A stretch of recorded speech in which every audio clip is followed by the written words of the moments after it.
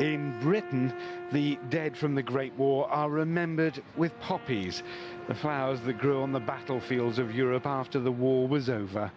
Although a century removed, historians say the bloody conflict is seared into Britain's collective memory. The First World War really still retains such a hold on people in this country because of that death toll, which for British forces has never been surpassed. And when we think about the manner in which people were killed, it really has burned itself into our memories. It was a war that began on horseback but quickly became mechanized, creating slaughter on an industrial scale.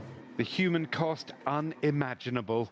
Artist Rob Hurd's remembrance, a field of shrouded figures, bringing numbers into sharp focus. It's just really a way of physicalising a number. We talk of large numbers, you know, in many conflicts, and we just say so many people died.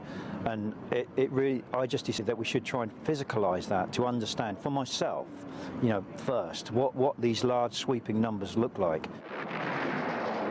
To explain the scale of killing, historians point to 19th century military tactics married to unprecedented 20th century mechanised weaponry, a murderous combination that drove opposing armies into years of static trench warfare. This remastered 21st century remembrance tribute by filmmaker Peter Jackson brings the images of young soldiers from the First World War out of history and into living colour, a poignant reminder of a people exactly like us, but faced with unthinkable carnage.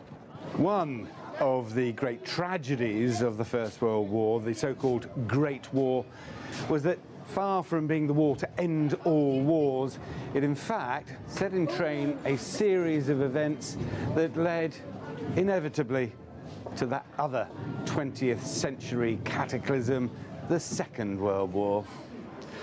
Richard Bestic, CGTN at the Imperial War Museum, London.